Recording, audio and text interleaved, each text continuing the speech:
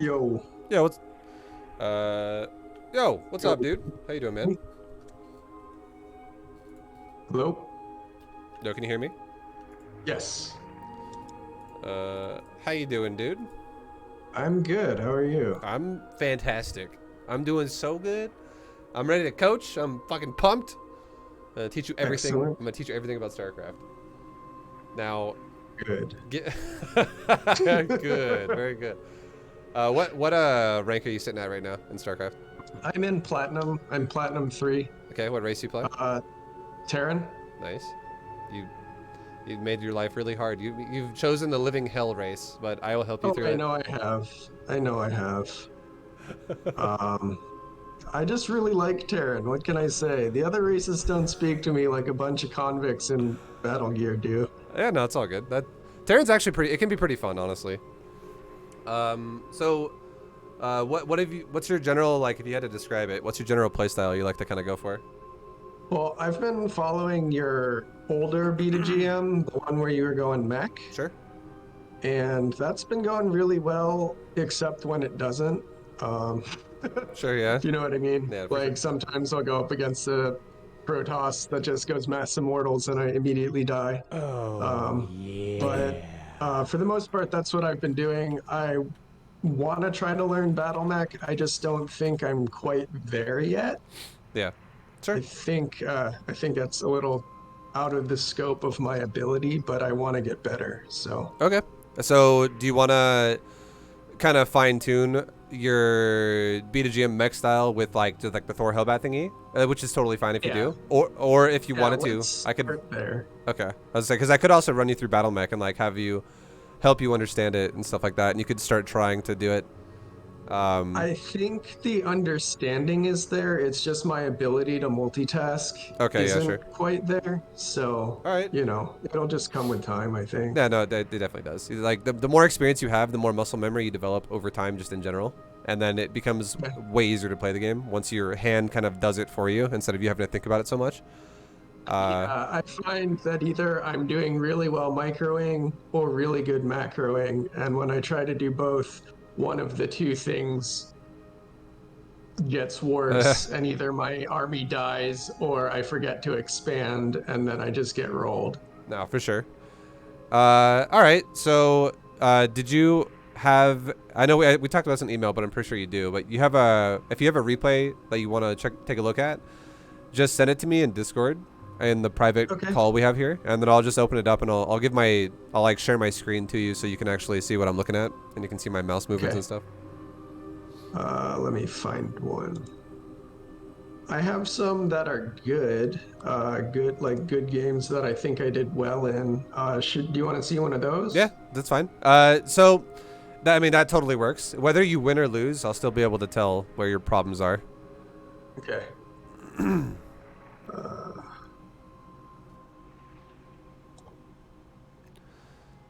Mm-hmm.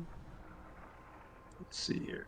Should I just send it to you in our voice chat here? Yeah, just you can just click and drag it to where like our text is. Okay.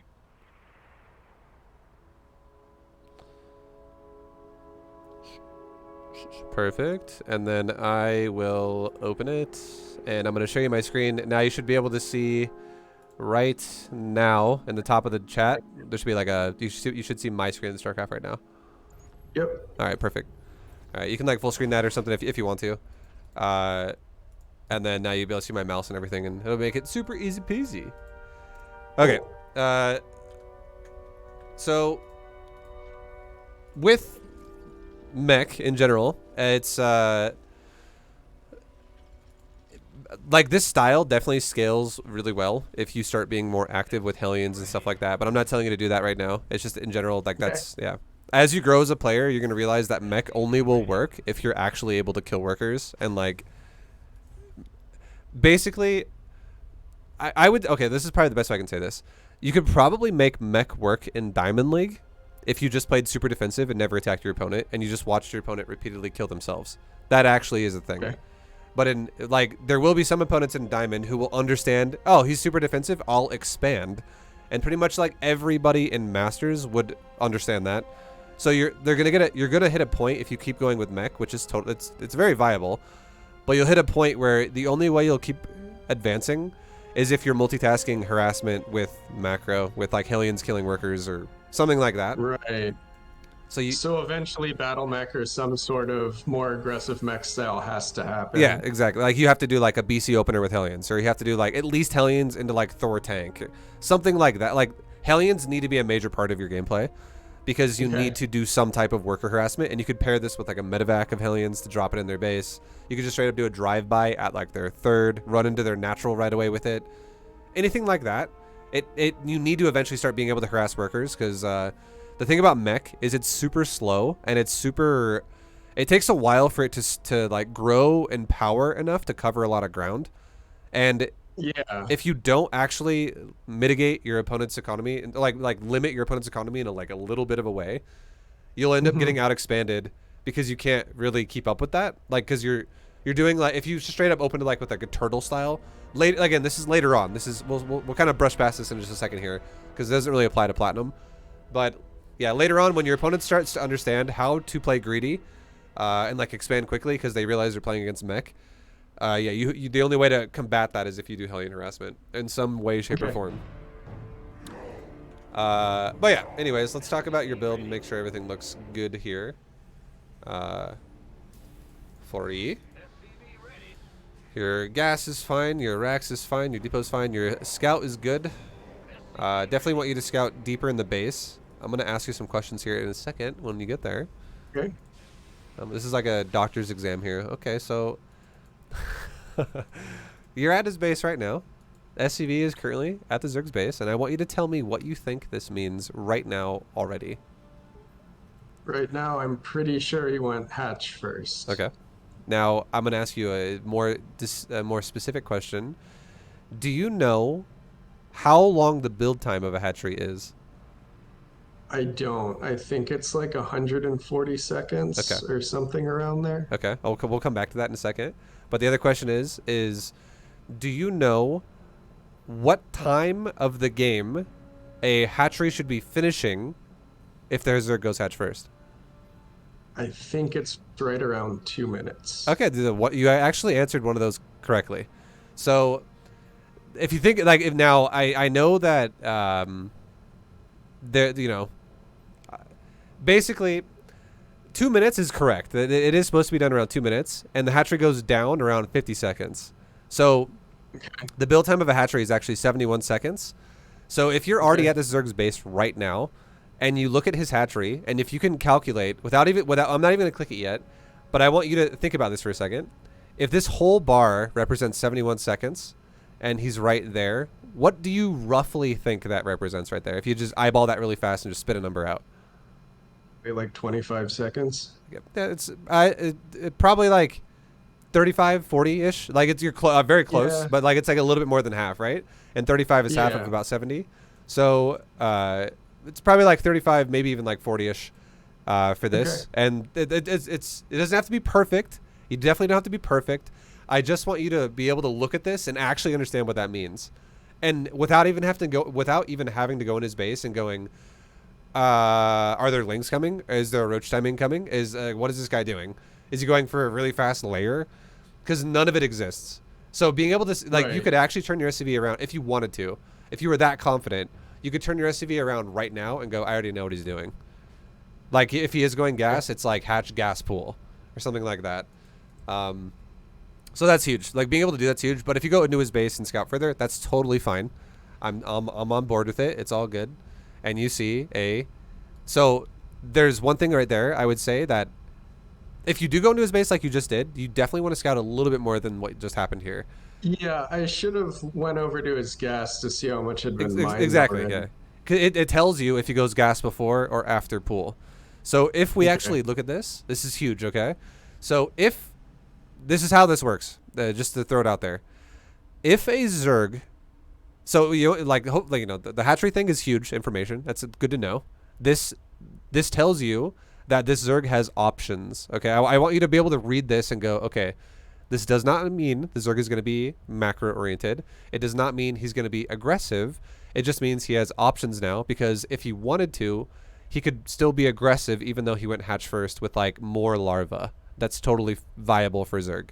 But it does mean he went hatch first, so he's at least not 12 pulling you or something like that. So he's not going to be super one base all in heavy. Right. Now over here, this is the way this works. I'm not going to ask you questions this time. I'm just going to tell you, and this is important to know this. If a Zerg player is able to mine 100 gas right as the pool is done, so like if it's going to calculate up to 100 gas mined as the pool finishes, that means the Zerg went gas before pool. However, if the Zerg mines anything less, like 50, 40, 60, 30, that means the Zerg went gas after pool. Now, this is a humongous thing to understand. It's really important to know this, because if a Zerg ever goes gas before pool, there is a threat of being attacked. There, like, it doesn't mean it doesn't guarantee it, because you might just go for early speed and then take drones off gas or something like that. That's very possible. But it does increase the chances you're going to get attacked by a Zerg if he goes for a gas before pool. If a Zerg ever goes gas after pool, the chances of you being attacked are like 3% or something, like super fucking low, like 1%. Okay. And the reason why So that is, or go ahead, sorry, you go. just so I have a understanding, you're saying if he's got 100 gas, he went gas before pool, Yes. and that's probably aggression. It could be. But if it's less gas than 100, you're saying that there's a lower chance of aggression. Yeah, a very low chance, because even if he Okay. even if he was going to be aggressive, if he goes gas after pool, by that point in time, you're already going to have like tanks set up, and you're going to have like the wall going up, and it's going to be like, if he does end up deciding, yeah, you know what, I'm going to attack, but it's going to be late, you just have more defense in position, and it's going to be easier for you to defend it anyways. So Okay. the chances of you getting attacked are very low, because even if it happens, you're probably just going to crush it. So if we looked at this now, if I looked at his gas and I clicked it, we can see that this dude has already mined about 50 gas right now, roughly. And the pool still has a pretty decent amount of time to go before it's done. So I would say this looks like gas before pool, because the gas is not like just starting to mine now.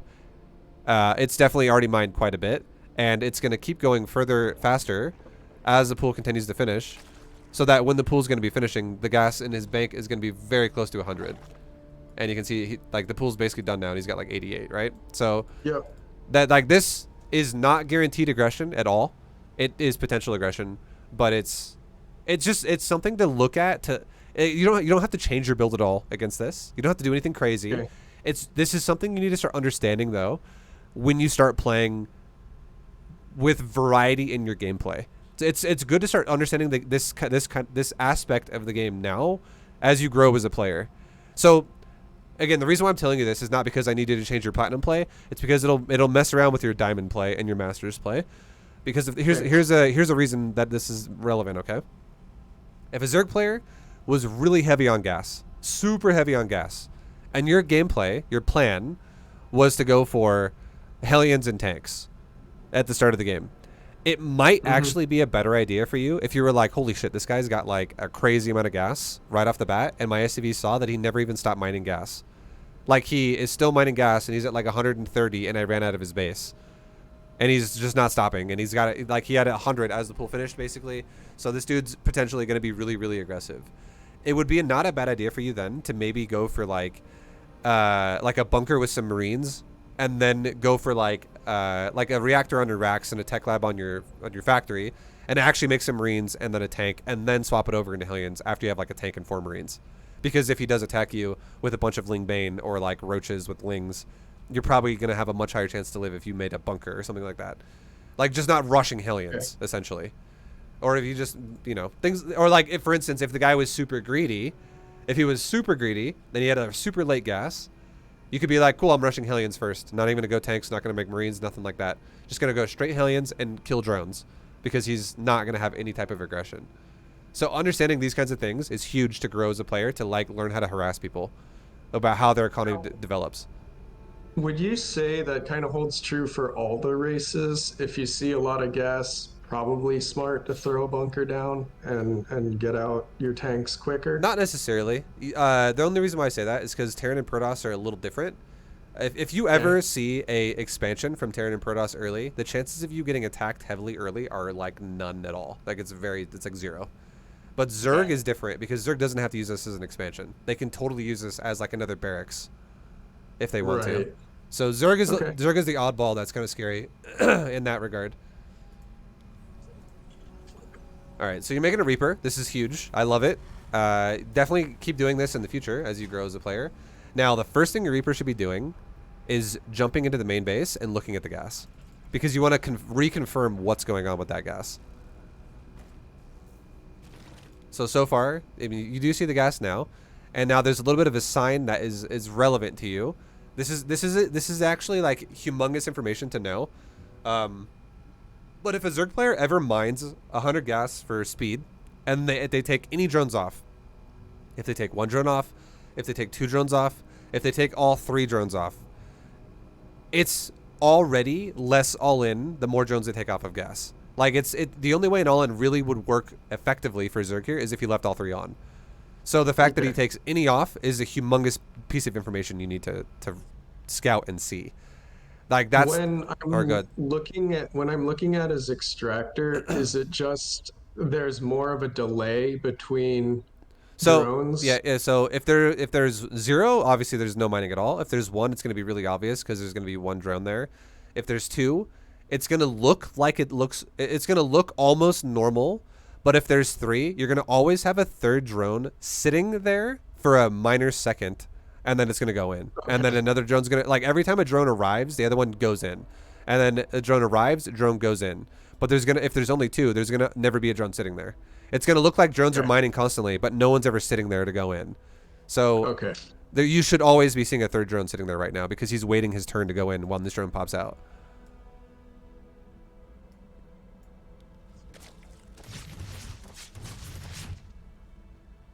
Overall, that scout was super good, though. Like, what you just did, the way you just did that, I would say the fact that you kept that alive, super nice, very effective. The fact that you got a nice read on the mineral line, really, really, really good. The only thing you could have done differently, I would say, is if it comes down to it, and you're like, okay, there's a lot of stuff that's going to kill me down here. If you need to, you can always be like, I'll zigzag and go this way and leave that way, or something like that. That's totally fine. Okay. But as long as he's alive, good job. That's well done. Super great. Because there's multiple things about a Zerg that tell you, again, if the Zerg is going to be macro oriented or aggressively oriented. Like, if, habits of Zerg, essentially. Now, this is really important to know. If a Zerg player is going to be taking a third base, and it's not going to be massively delayed, the third base should be going down right around somewhere like 2:45 to 3 minutes, honestly. Like, somewhere around this point in the game. So what your Reaper should be doing right now immediately is it should be going to the third, and then it should be going to the other third. And he should be checking for third bases. That's why it's so important that he's still alive, because now you can actually see something like that. I don't think I scout that, though. That's okay. If you don't scout, it's important to know these things for the future. Because if a Zerg player is actually, if you notice, okay, yeah, less gas, let's definitely go confirm that third base. Because if he doesn't take a third base, that could mean, okay, the second I left his base, he put back on gas right away. Like, he's trying to conceal gas when he's really taking it. Mm-hmm. So you should be able to see things like this when you're scout. Like, it's just, all this does to you is it makes you understand how the Zerg plays. Another sign that's really huge to know, after you check the third, in that amount of time when you do that, your Reaper will have regenerated a lot of health. And you can come back and poke the ramp and then poke back down. And what that does for you is it tells you, did this guy inject his hatchery or did he make a creep tumor? And a creep tumor is a sign of macro, and inject is a sign of aggression. It's a sign of, I'm going to either tech really fast and make my drones for economy really quickly to abuse tech that I'm going to throw at you, like mutas or something, or I'm going to inject my base so I can have more larvae faster so that I can attack you with that, with like lings or roaches or whatever. So these things are big signs that tell you how the Zerg is going to play the game. It's just getting a read again. And again, with your platinum play, you don't have to do anything different because you're playing defensive tank turret, or sorry, defensive tank depot walls anyways. But later on, if you add like Hellions and you're going to harass with that, it's important to know these things. You're like going to actually be able to read signs and go, well, if I'm going to go attack with like 4 Hellions right now, there's a good chance I'm going to run into a bunch of lings and just die. Like, I'm going to run up the ramp and he's going to just kill me because this guy is not taking a third and he's injecting his hatchery and he's not stopping gas. So when I run up that ramp, I'm going to run into like 6 roaches and lings are going to come behind me and kill me, and then I'm just going to counterattack you. When an inject happens, how can I identify that by looking at the hatch? So there will be, like, we'll actually, hopefully, let's see if you see one. But There's okay. I'll show you what it looks like. There's the shit on the hatchery like that. There are eggs on the hatchery, like Ah, green eggs. okay. Because you're not going to be able to see the bar as the Terran player. That's like the Zerg specifically can see that. Mm-hmm. Not you, for instance. But yeah, the eggs will be on the hatchery, and then also another sign is if the creep has never left the base of the ramp, then you know okay, a lot of time's Okay. gone by, and he obviously never put a creep tumor down. But the fact that he put a creep tumor down, the creep is now going down the ramp, and now you can already even if Reaper was like right here, you could see the creep here right now, and you'd be like, yeah, this is a creep tumor because the creep from the hatchery can't expand that far. So Okay. that tells you this is a sign of macro. So if you saw that, automatically, if I were sitting next to you watching you play this game, and let's say your Reaper standing right here, and I see the creep right there with you this early in the game, I'd be like, expect a third base with your Reaper. Like maybe even just put your Reaper right there because this dude's gonna send a drone down there momentarily. And if I were to play this now, there you go, right? I didn't even see the replay yet, Right. and that's a sign. Well, it's just how Zerg Yeah. plays. So it's important to know these things about Zerg because that's just how the race operates. You want to cover your drones with creep, because if you don't have creep at all and you make drones with out of larva inject, if you actually harass this guy with Hellions, he has nowhere to send drones to because the space will fully saturate, and then he needs to saturate this one too, right? But if queens can't walk this way because they're off creep entirely, if he tries to come this way with queens super slow, all of his drones are dying in the meantime. And if you with the Hellions, if you see his queens are like right here trying to like guard the hatchery with drones at it, you can just run right back around his queens and go back in here again while he tries to run back super slow again. And you're just Okay. killing drones all day. So Zerg has to put creep tumors down to expand properly. It's just like a mandatory requirement. And that's kind of it for the opener for looking how to read a Zerg in the beginning of the game. It's important to know these things. It's a really good way you can understand how Zerg operates right off the bat. Now, going back to you, let's back it up a tad, and let's talk about your build specifically a bit more. Be careful with your SCVs and stuff like that. Also, I would say, I think you're making depots way too fast. Yeah, it's because there are so many games I play against Zerg where I scout it and I say, "Oh, he's not doing a speedling all in," and then a bunch of slowlings show up, especially on a short map like this, and they run right into my natural and mess with my expansion Okay. before I have anything to deal with them. So I kind of tend to prioritize the wall, maybe way more than I should. Okay, here's an answer for your problem at hand then. With your Reaper, the way it gets out like this, if you save it, check for third bases, poke the ramp, and let your Reaper sit right there. Like, let him just stand there the entire time. Okay. And then if your Reaper's like, we're under attack, and then you look back at your Reaper and there's 15 or like 20 lings running into your Reaper right now, and you're like, oh, what? Okay, that's a lot of lings. You can then instantly build the rest of your depot wall with whatever SCVs you have in your natural at that point in time. And then you can Okay. just have your wall. The wall will be done either way before the lings get there. But Okay. if Reaper doesn't die and he's standing at the edge of the ramp, like right here, by the time you build your depot wall with just one SCV, you'd be fine. Like by the time the Reaper has to run away because like a Queen's gonna come down and kill him or something like that, you'd already have like 3 or 4 depots done anyways, and you could just finish off the wall with your one SCV, and then at that point, a ling speed run by couldn't kill you anyways because it would still run into a depot wall. The only way a ling, like a slow ling flood, would ever get in your base would be if he was only stopping, or if he like stopped making drones at like 20 drones and made mass lings, Okay. like almost like a one base all in essentially.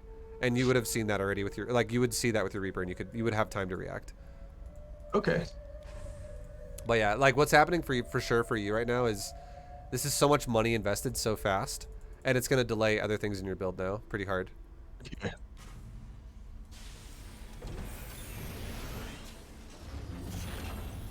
Okay, and then that's also a hole in your wall here too. Yeah, I realized that with this SCV, I think I build another supply depot next to the racks. The best way I could tell you to make your wall as Terran on ramps like that, just on ramps in general, is do a depot on one side, do a depot on another side, and actually make the edges perfect, and then connect them in the middle. Okay. And then that, because it's easy to do it with Terran because you're doing it with depots mostly, so it's really easy to make this wall connect. And also, I would not recommend you having your racks as part of the wall. And the big reason why that is because your racks should actually be making a reactor for your second factory. Okay.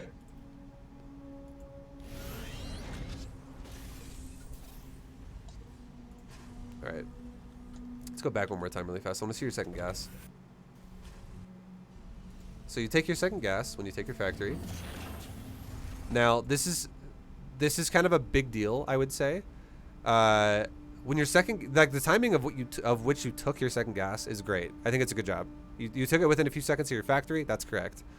You should actually saturate this thing with SCVs though, quickly, especially if you're having problems with Zerg early game, because if you don't saturate this gas right off the bat when it's done, you're gonna have a hard time getting your second factory out and also maintaining tank production out of your first factory. So definitely saturate this thing with 2 SCVs right away, from now on.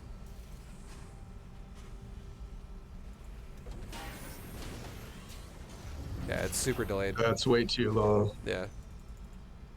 I think I just forgot about it. No, for sure. And this definitely sucks for you, right? Because if you were to multiply, like you've mined 60 gas out of this gas with 1 SCV so far, which means you really should have mined 180, because you would have had 120 extra gas being mined as well. There it goes, but way too late. No, for sure. And now another thing too for you that's rough. Like, let's look at your factory for a sec. Your first factory, that is. So you land it on the. Actually, let's look at it exactly when it finishes too. Actually, let's also look at it when you built it, just to make sure everything's not super delayed here. So, all right, you're at 130 gas right now when you build it, right? Or like. I'm at 106. Or sorry, I was looking at the Zerg. My bad. Yeah, you're not wrong. Okay, you're at 122 when you built it because now you have only 22 and 100's going down. And right. So far, it's not that bad. It's all good. It's fine. I would say you probably could have built it a little bit faster if you prioritized your factory before the depot. Okay. Because you're not even close to supply blocking, so this is definitely a fear of getting all in when you wanted to make sure this is not delayed, right? So the one alteration I would make to your build so far is make your factory before your wall starts at your natural, for sure. Then your factory gets started. So your factory is only a few seconds late. It's not that bad, but it is a few seconds late. But then now it finishes at 306. It's now done. And you lift it off at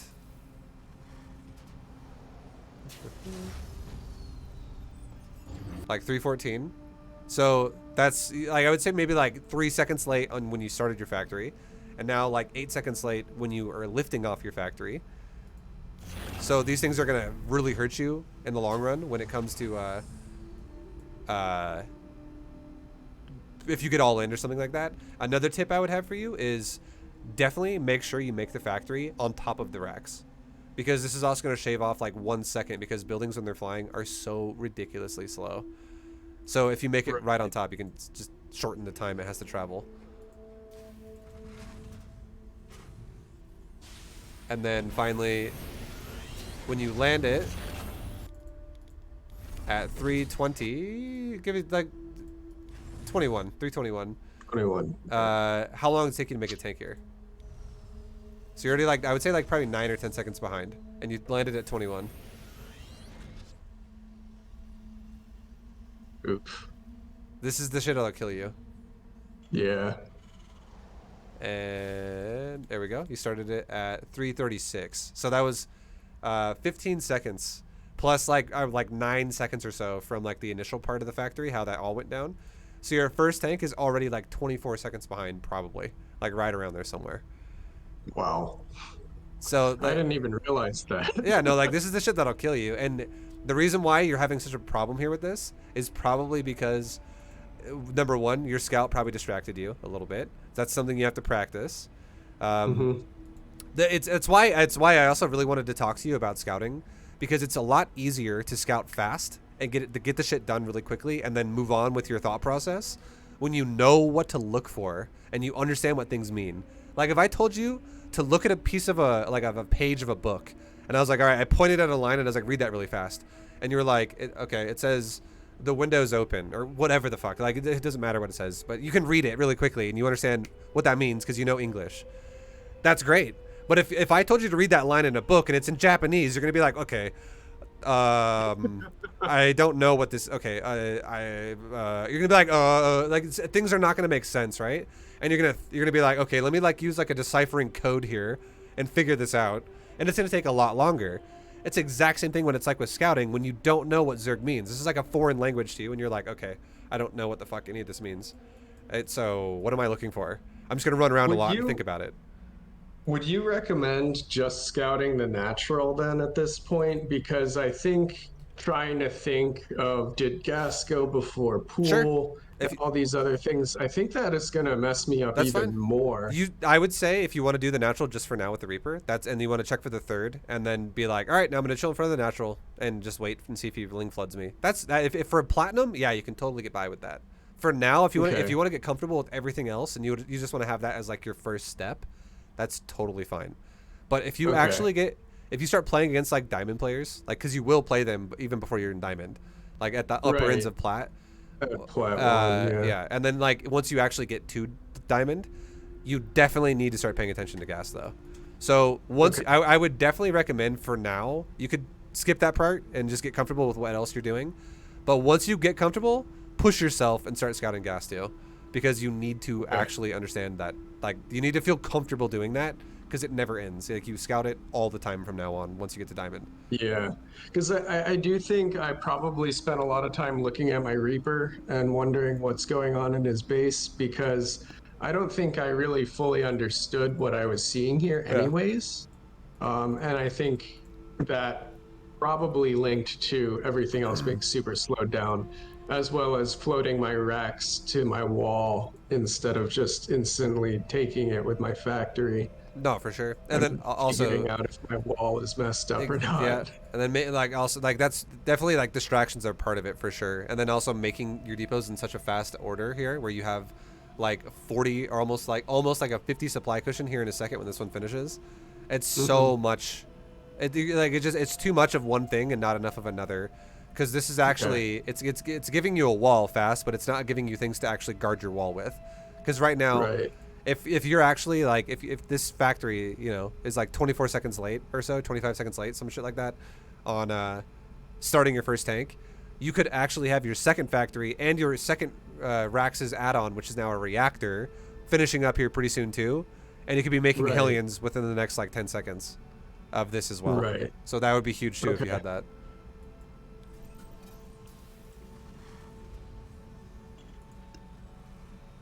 Then definitely trying to make sure you never miss SCV build time too, right? That's a hmm given for sure. Every time you miss SCVs, definitely hurts you in the long run like crazy. And then now at this I, point, or go ahead, sorry, what are you gonna say? I try really hard not to miss SCVs. Usually I have two queued up at once. That's good. Like I would say you should only have one queued up at a time in your initial one base opener because you can't really afford double queues while you're trying to make your initial racks and your initial depot. It'll slow things Okay. down like crazy.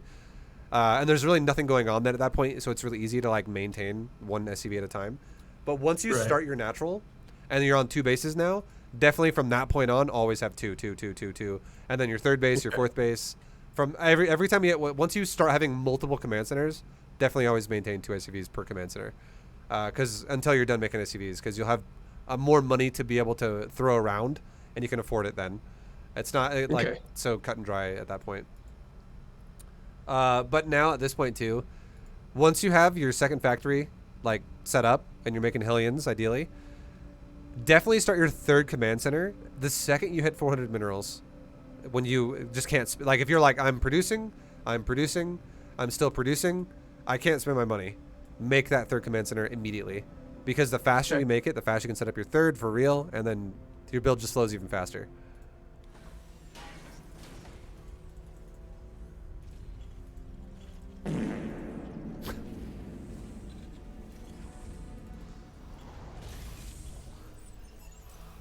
All right, and then nice tank placement. Tank placement's pretty good. I would say like this is very minor, okay, but you could probably put it like right there instead. And the only reason why I say that Okay. is because you could make this dotted line here extend to exactly in the edge of fog of war, because you can shoot the Zerg right as he comes into your vision then, with your depot Okay. vision. But if the way it is right now, it's a bit more defensible, which is nice. It's still a good spot. It's going to be harder for the Zerg to kill the tank, but you won't actually maximize your damage as much where it is. And this tank as well Yeah. is a great spot for the high ground, but it's also not going to defend very well in terms of like if the Zerg were to attack your low ground area here, because this tank actually Right. doesn't have range right now. So Yeah, I was wondering because usually in your other B2GM videos, you recommend putting the first tank on the high ground. I do, yeah. I still recommend this right now for you. This let me Okay. explain this to you really fast. This is why this is important. So this first tank on the high ground is supposed to be on the high ground before your depot wall's done, because if the Zerga Ah, all-ins you, then you're going to be able to have a tank on the high ground which is behind a wall again, and you have a very high chance of not dying. Now, okay. and this tank will then guard you while you're getting all-in in your base, right? While he's actually inside your base. But now, once your depot wall finishes, you should have probably 3 tanks by then, because you're gonna be building your depot wall one like one SCV at a time, building the depot wall. I don't mind Mhm. if you rush it up and finish it all at once. If your Reaper sits there with the whole thing we talked about earlier, you could then just seal the wall really quickly. But by the time and one SCV would be finishing up the wall, you should honestly have like a tank here, like a tank here, and then finally like your 4th tank would be coming up like right there or something, and that'd be totally fine. Okay. But yeah, you always put your first tank on the high ground every time, no matter what. It's yeah, it's really super hard for Zerg to kill that if they all in you. Yeah, Yeah, and just based on its vision too, if I was only at 2 depots in, it still has vision to the where the third depot starts. for sure. Yeah, it's So yeah, I can see exactly. how that works. Yeah, and then because yeah, you'll definitely this tank would probably shoot like 4 or 5 times before like the Yeah. natural really starts to like be dead essentially. And if it like if best case scenario for you, if your Hellions aren't delayed either, you'd already have Hellions by the time you have 3 tanks as well. So you could draw him back towards your your tank on the high ground with Hellions Okay. if you needed to. Yeah, your Hellions are super late this game. Yes. Everything was super late. Yeah. I just didn't realize. And then your NG Bay is up. This is good. You have turrets starting. Nice. And this should be your last tank. And then start making Thors after this. And then I would say right now, this SCV right here, you should be very... Okay, so you have a little bit of a... I was about to say, you have enough money to make another command center right now, but what ended up happening was you're going... Like, I love the ambition to not supply block. It's good. Mm-hmm. But I don't like how much of a cushion you give yourself, because you're actually you're disrupting your build a little too hard by overdoing depots. So these depots shouldn't even exist at all in the main base. And like right now, like none of them should even be up and active. Like this Okay. this by now, this wall should be done by 6 minutes. It should be done easily by 6 minutes. And if you Okay. deleted the 2 depots in your main and the 2 more that are being started, your supply would only drop by 16 from the top end. So you'd still be at 101 as your max, which is still a fuckload over 70. And that you know, you're obviously ramping your supply a bit faster by going double depot or a double command center production with double factory production. But then like you could actually, if you wanted to, you don't have to do this, but you could start your depots like here, and you could connect them to your command center on the side here, and you could like guard the side of your base like this. So you could put a tank like right there, or like a tank right there, and then leave like a tank here and leave a tank here. You could do something like that. If you take this Okay. space instead, you could put a tank here, put a tank here, put a tank here, and then put another tank like right there, and put depots like this to the side of the command center to like guard the side of the command center again. So the Zerg has to run on the inside, not on the outside. You could start using depots to like guard the outside of your mineral lines. Essentially, is what I'm trying to say. Instead of putting them in the back of your main base, and you could also delay them a little bit more, because the thing is a command center also gives you a fuckload of supply. It gives you 15 supply per command center. And you could actually be using these as, you know, just massive windows of opportunity of like for instance, you have a lot of money right now. You have a good amount of money, and you could have made another command center the second this one was done if you wanted to, because I do think your third Mm-hmm. command center was already delayed as it was.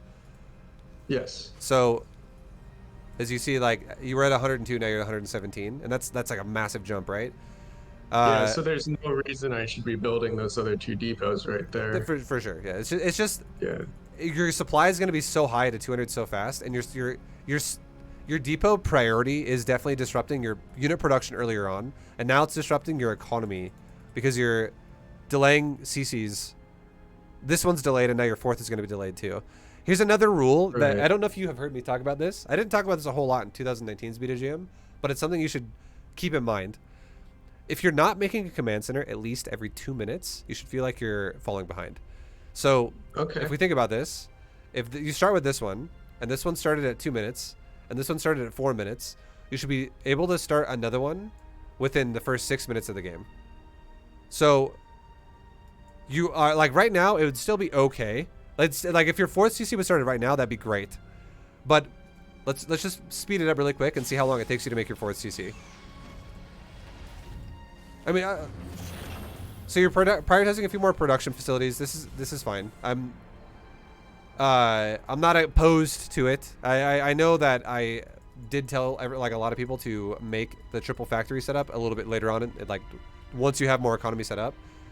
Yes. This, however, though, with the timing of when it is, with how your third is saturated right now, I feel like it's a little lopsided. Only because I feel like you're not going to be able to pump out of it. Like for instance, this is what I'm trying to say. Your main base is fully saturated, pretty much. You're missing one SCV, but it's pretty much good. If like this SCV came back and mined it, you'd be perfect. Your natural is perfect. It's great. Your third base, however, is barely mining right now. You have like probably like 7 SCVs. Oh no, that's even more. Okay, you have probably like 11 SCVs on the mineral line.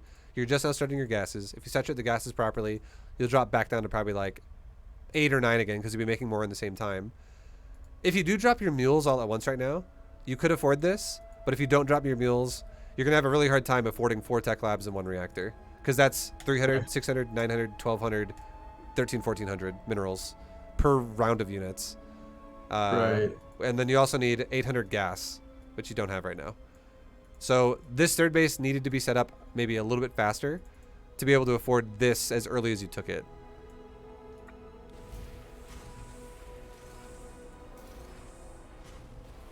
And then you're also maintaining upgrades too, which is expensive in itself. So, okay, you made a wall here. Like I said, you could have made it here. The way you made it here instead, totally fucking fine. I'm on board with it. That's great. You're covering the base, essentially. It's all I want you to do.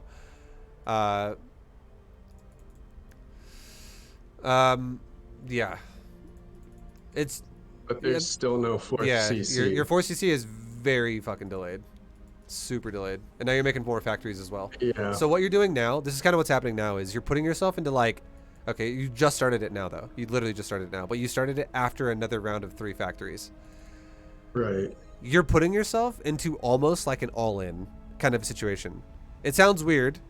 It's not fully all-in, but the more you delay your economy and the more you prioritize unit production, the more you need those units to do damage because you don't have as much of a bank account to work with if they fail. Okay. So if you prioritize your economy a little bit faster and then add on your factories after, like for instance, if you would have added on the 4th factory and then made your extra if you would have added on the 4th command center and then added on these 3 more factories, I honestly think you could have maxed out off of 5 factories. And then I'm not saying never make another factory again, but you could have added on more factories once you have production constantly rolling out of your initial factories you have right now. And then you're like, I can't spend my money in my gas. I just have too much of it. Let's add on more factories. And then keep doing that once you get up to like 15, 16 factories or something like that. Or like 12 factories, 14, 15, whatever. Somewhere around there, like 14, 16 factories. Some high, mid-teen number of factories. Because then you could actually remax constantly from then on forever. You'd have enough like rounds of production to always remax it. But yeah, with the delayed command center, it's gonna make it hard now for you to maintain production out of all the production you're giving yourself and it's going to make you develop a bank slower. So when your army starts dying, it's going to make it hard to maintain production out of every factory you have from then on as well. But if you Okay. had, if this base was already done, and like already saturated, or this base or wherever you want to take it, and it was, let's say the gases were already up at it, and you already had the excess of SCVs mining the new base too. You had like 11 SCVs already, and you're making another 3 at a time, so you're about to be at 14 in the next like 5 seconds. If 14 SCVs were mining a new base right now, that'd be fucking amazing for you, and this would actually be affordable, like way more realistically. But you're gonna Okay. notice, you'll notice. Watch your factories in the bottom of here of the screen. You should notice there's gonna be a lot of downtime in your factories, Hmm. where there's not gonna be 2, 2, 1, 1, 1 as we go forward. So idle. Okay, we fixed it. Over here's idle. These are idle.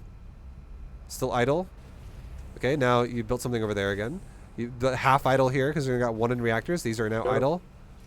Yep. It's just lots of time is going to be idle throughout your factories, and you definitely don't want that. It's because you can't. Now all your tech labs are, except for 1, are idle. Your both reactors are idle.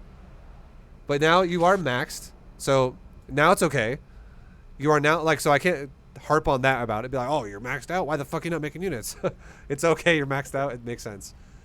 But So what you were saying is maybe just go to 5 factories and expand, and then add on the extra factories. yeah, pretty much like 4 tech lab Okay. and 1 reactor, you could totally max out off of that.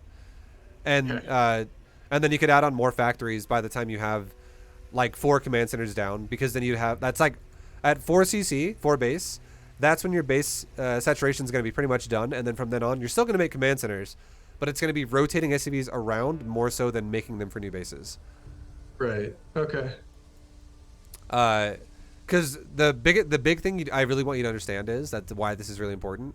Is right now you could be at the same position you're at where you're like, not bad, by the way. I'm not trying to say, oh, this is terrible. It's still really overall pretty good for platinum, not bad. But if you think about it like this, you could have actually maxed out maybe like slightly faster, like 20 seconds faster or something like that. Over, so let's say you max out at like 10:30, you could have maxed out at like 10:10 Okay. from where you were. And here's why: you didn't actually use any of these other factories you made to max out with. You barely touched them at all.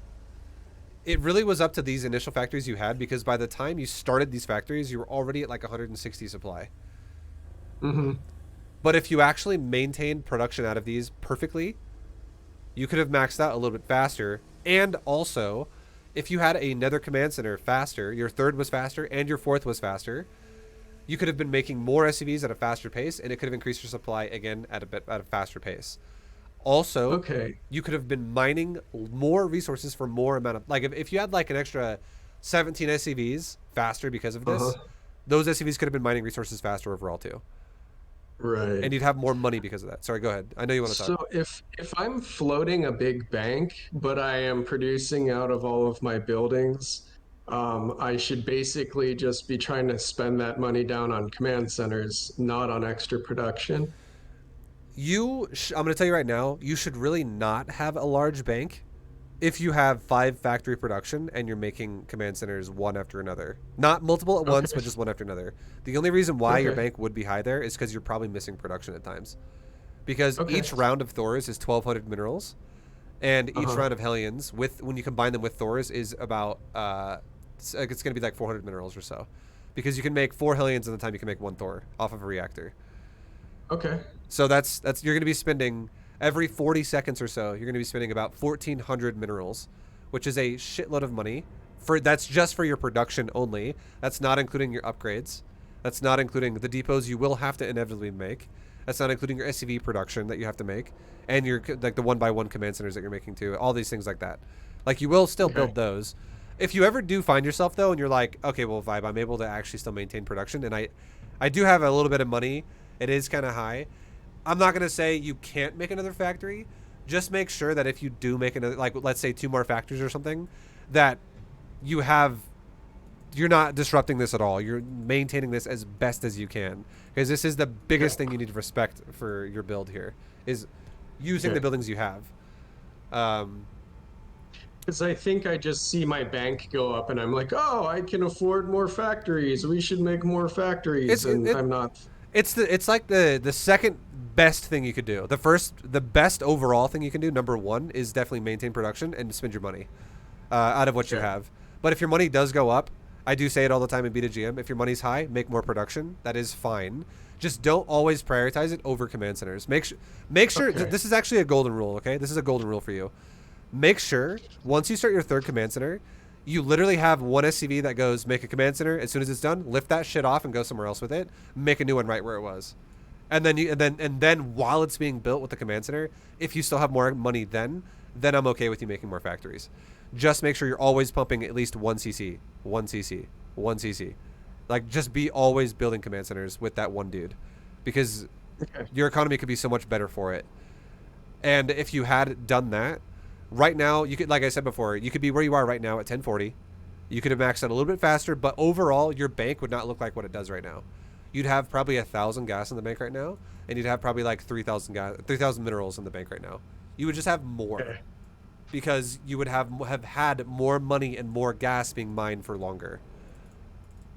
Right. That makes sense. And then here's a big thing too. This is another way, like, to give yourself a quota to go. Is my command centers fucked up or are they good? If you go, okay, we're oversaturated. Where can I send them to? Nope, I can't send them there. Nope, that's also oversaturated. Can't send them there. Nope, can't send them there. That's also oversaturated.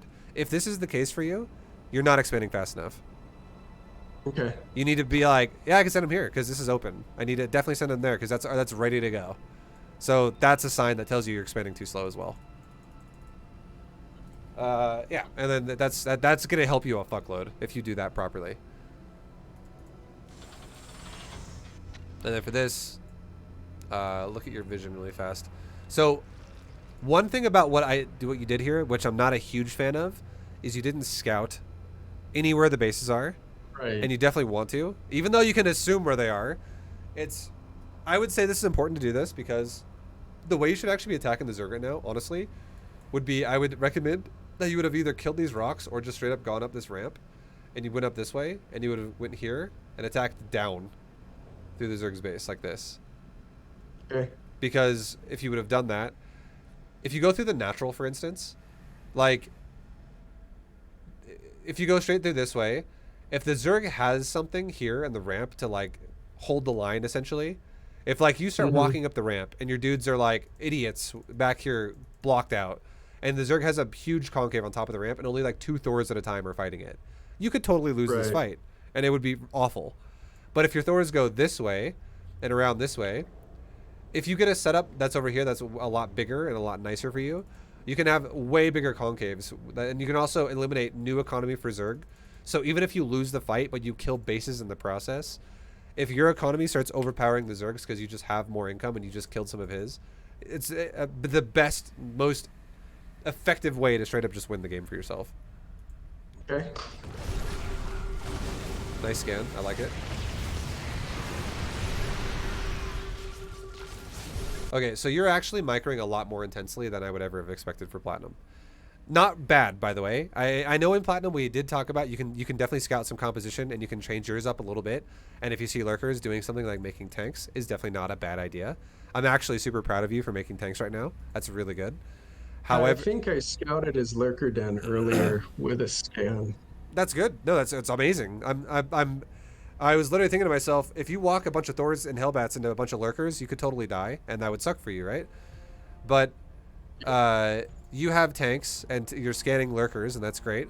But just make sure if you're doing this, you're not stopping production. Like, you're not maxed, you have a bunch of money, and you're not using any of your factories. So if you don't do this, Yes. all this is going to do to you is it's going to make it to where if this fails, you open yourself up to be counterattacked.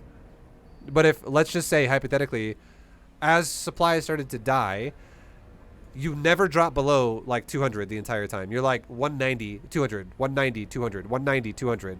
Because this army's not doing anything anyways. You siege up and you kind of scan and you just wait. You should never auto attack away from your tanks into the lurkers with your Thors. Just let your tanks push. Doesn't make any sense to push with your Thors when your tanks are going to sit behind and do nothing. Because the tank has more range than a lurker. So you can definitely shove with your tanks into his lurkers and scan, and then just, like, don't walk into his attack range, but like go to the area where, like where you are right now is perfect. You can siege out the couple lurkers in the front, and if the Zerg pushes forward into you, your Thors and Hellbats could defend your tanks. And if he doesn't push forward into you, you let your tanks push forward into him and push him back further and further and further. But yeah, anytime you lose units, definitely remake them for sure. Here's a cool tip as well. If you want to do this, you're more than capable of going like this. Green box some of your units. So this is advanced, okay? But it's something where you can create a problem for your opponent that's going to be really time consuming for him to deal with it, and it's not time consuming at all for you to set up the situation. Like, you can create a problem that takes longer for him to deal with it than it takes for you to create it. So what you could do is you could go like this. Green box a chunk of your army, hold shift or shift and control, or just hold shift and just get rid of your tanks and hit like alt 2 and then go like this on the mini map. A move, a move, a move, a move, a move, a move. Stop touching it. Are you doing that through his other bases? I couldn't really see where you were clicking. I'll do it. I'll look at the mini map on the mouse, right? See the mouse on the mini map right now? On the bottom left? No. You don't see the mouse? Actually, no. It's Okay. really weird. Okay, well, I see the box, but I don't see the mouse. okay, I'll just say this. Sorry, it's okay. I thought you could see my mouse. You can see the green box probably, I assume. Yeah, I can But see the green can you not box, see I just can't my see mouse her. in the bottom right? I can't see your cursor. What No. the fuck? I didn't know that. Okay, well, I just learned something. I thought you could always see my mouse. Okay, it's whatever. But what I was saying was you could take like some Thors and Hellbats, like 2 Thors and like 4 Hellbats or something. Not even a lot, just a little bit. And it could be like this. A move up here, like this way. And then you just A move like this area first. And then you just A move on the mini-map like there, there, there, there. You have it go down, work its way down, and you never touch it again.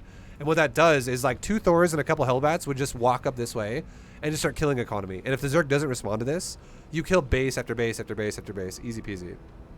Right. Well, they're tied up trying to fight my main army. Exactly, because you're busy trying to push them with tanks, and that's totally fine. And that's something you could just initiate one like 5-second period of time for like of actions, or like 3 seconds or whatever, to be like, hey, you guys go over there and do that, and then they do it, and you never touch it again.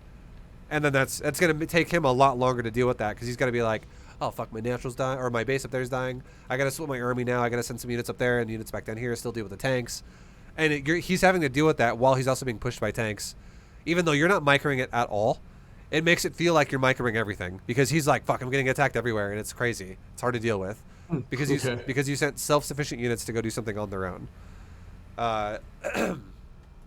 Yeah, I think I'll definitely start doing that. Yeah, That it's super effective. It's really good. annoying. Yeah, no, it really is. And then back at your base for sure. If you just kept Keeping up the maxing out, production. yeah, you could definitely like reinforce this too if you wanted to. Or if it dies, you could just attack him again right away. So like, let's just say hypothetically, the Zerg player trades out on your army, and let's say the Zerg player drops down to like 120 supply out of 200. But then he starts remaking up to like 150, 180, 200 supply again pretty quickly, because he's just making hydras, which get made pretty fast. Well, if you actually can maintain always being above him or equal to him in supply, you're always winning the game. And the worst thing you want to have happen is for him to push you, and you to like, if he's always remaking hydras out of his larva, and then he pushes you, and then he gets a good fight where, like, let's say a Viper blinding clouds you, and you're like, ah, fuck.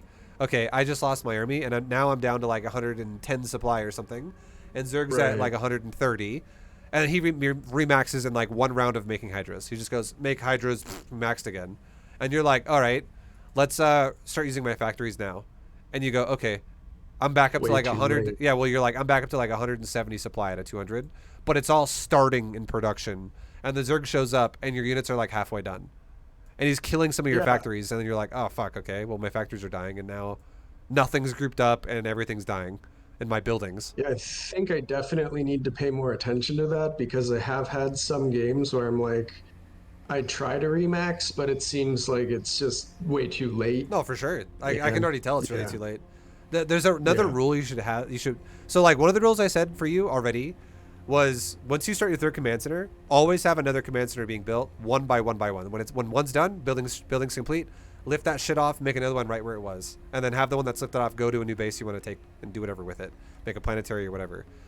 But for another rule to follow is when your maxed out army is ever dropping below 200 supply, which we'll go back to right when it happened.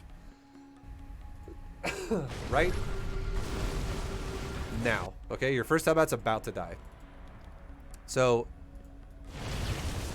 you just now dropped below 200 supply, and it's 11:18. You should make a mini game for yourself and tell yourself, if I ever can't max out again within 15 seconds of my max I just had, I should feel like I just lost the game. I should feel like I'm losing the game. Because this just insinuates that your macro is not good. If this can't happen. Like, it's something that you neglect way too long. Because you will always die for this. Again, Diamond Plus. Every time. If you don't do this. So, if you just lost supply, you should already... Like, again, you have up to 15 seconds to fix that. And then you could fix it right now. And then it would reset. So if you went back to 200 again, it goes back to nothing.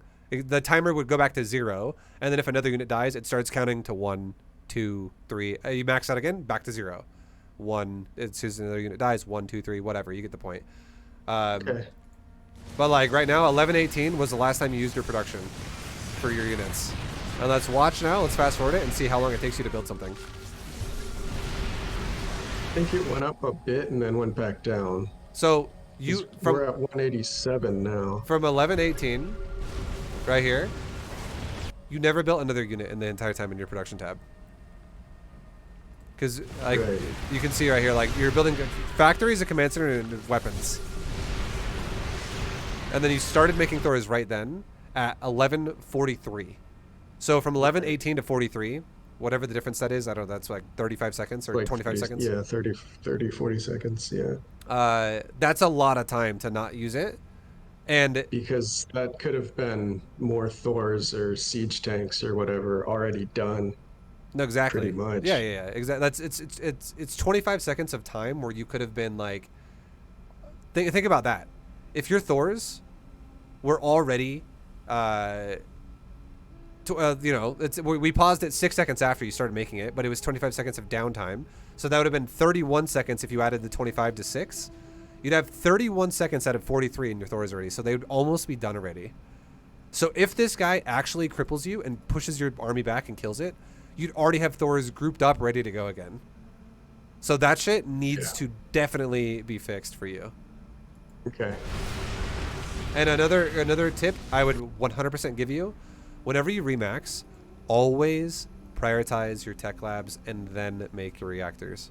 So never just be like mass Hellions and then make Thors. Definitely be mass Thors or tanks, whatever you need, and then make Hellions. Like always go tech lab production first and then reactor. Okay.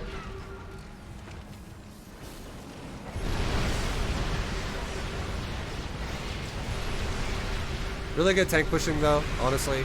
Your tanks are honestly destroying this game. Very hard.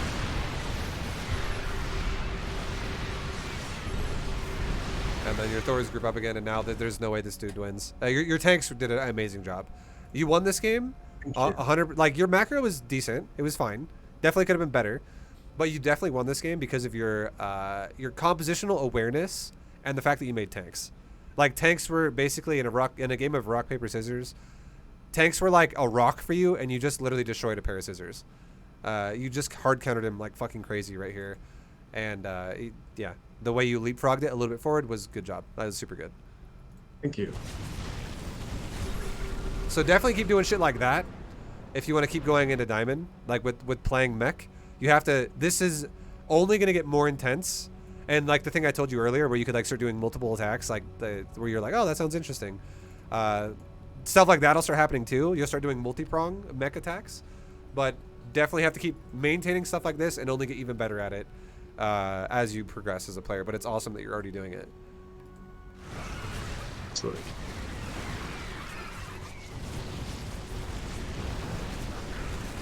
Yeah, and then this dude is looking like he's pretty dead. Yep. But overall, questions about things we talked about so far. What do you think? I think you really hit the nail on the head. I didn't realize how far behind I was from the beginning. So that's really interesting to realize. Just because I didn't think the opening was where like the Ling Rush problem Mm-hmm. was, was stemming from. So that's really eye opening. Um,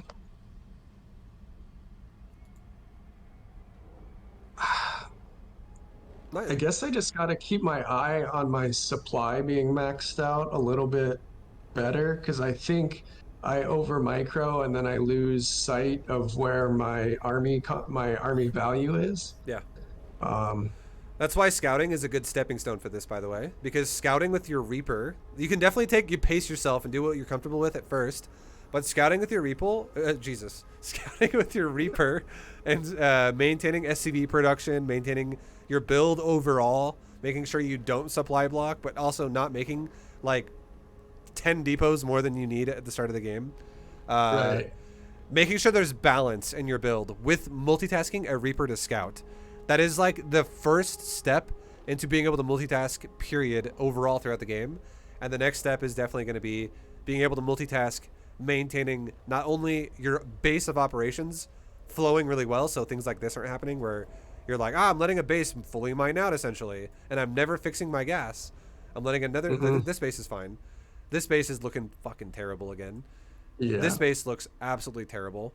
So this is shit you gotta definitely keep on top of throughout the game, and you gotta expand faster to make sure you can fix that. So it's not gonna be like, well, I can't send them anywhere. This could actually be useful here. You could send 14 there, and you'd be good to go, basically. Hmm. But you get the point, though, right? You gotta definitely make sure you stay on top of things like this, so that this Yeah. doesn't have to be an all-in, because this is kind of an all-in if you don't fix your base. So Right. Yeah. uh, so scouting is the first step into multitask, and then later on, being able to actually remax and also maintain good, efficient production of your base, like hitting your factory count. Amazing, good job. I'm proud of you for that. You hit 16. That's fucking great. You hit it also at a really early period of time. So well done on your potential production that you have. Your placement also is I would say be careful about it a little bit. Maybe try to tuck it a little bit further back, only because you're. This is kind of like fucked up. If the guy pushes you, it's going to be really hard for you to like defend yourself, with how forward it Yeah. is.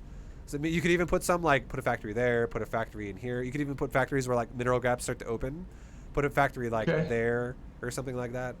Put a couple more in your main, uh, like a couple more there. Just definitely don't Okay. block your doorways and shit as much as you are. Like this is difficult for you to defend yourself now. All You right. could even put more up here. This is a massive area. If you could use this too, like this could there could be Okay. factories here that wouldn't disrupt defense. You know, like always thinking about where you're Yeah. defending, right? So if you disrupted this, I have noticed my building placement has totally screwed me over before in for sure, games. I could definitely see like if this guy attacked you from this location, you'd be fucked. If like this army died and Yeah. he counterattacked you, this base is dead because there's no way you're Hmm. defending that. Being like traffic jam, traffic jam, and then he Yeah. concaves you here, then he kills half your army in the Yeah. front, and you're like, okay, this is falling apart. And then he just starts running through my production. Yep. So, So definitely fix that. But yeah, like I was saying before, really just try to work your way through the multitask aspect of the game, and it really starts with scouting, and then it becomes attacking while maintaining your base, and that's going to be your ticket to diamond, and only getting better at it will be your ticket to masters. okay.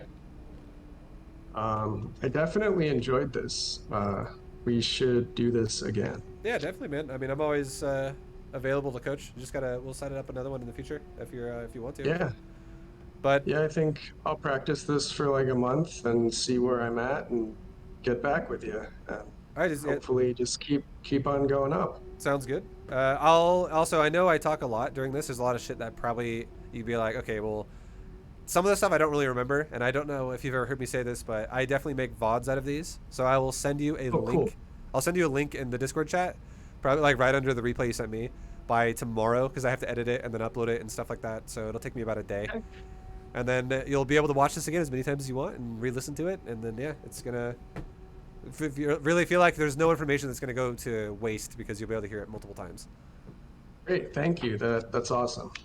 All right, man. Um, Hell yeah. very cool. Any Thank you. any final thing before we wrap it up?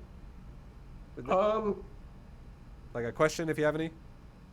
Yeah, with the scouting deeper into the base, would you recommend just watching replays to kind of get a better understanding of when stuff goes down and what it means based on what the player does? Is Yeah, that that's fine. like That's not bad. That's a a good. good way to learn it? It's a good way to start. Yeah, sure.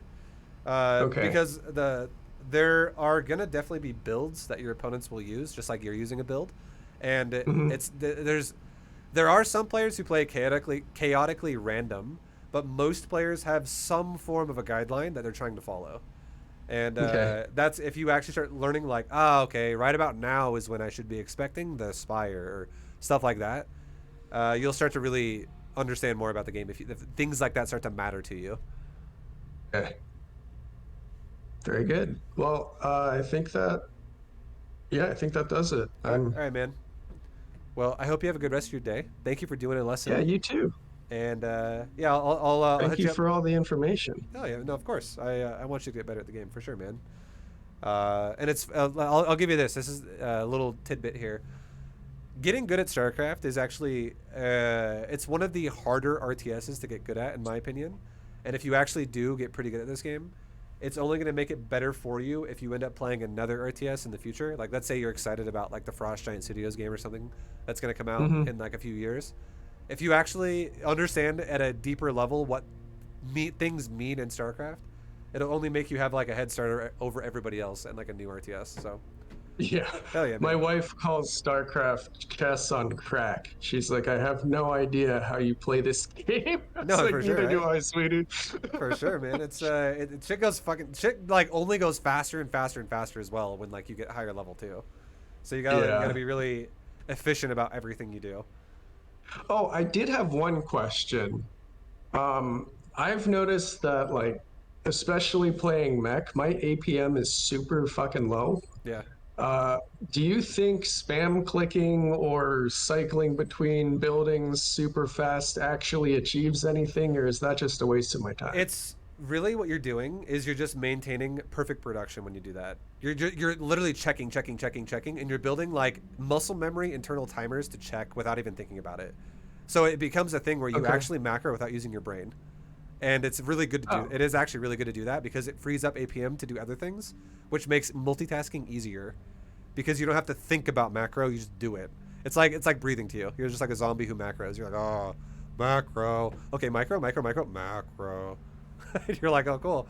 I can macro and it's easy. It's just I understand it fully because it's the same thing every single game. It doesn't change. Micro does change every game because it depends how your opponent plays and you have to like counter that. So it allows you to have more brain thought process towards that kind of part of the game. okay. So it's definitely an effective thing to do to cycle through groups and check and make sure your macro is becoming a habit that just exists for you.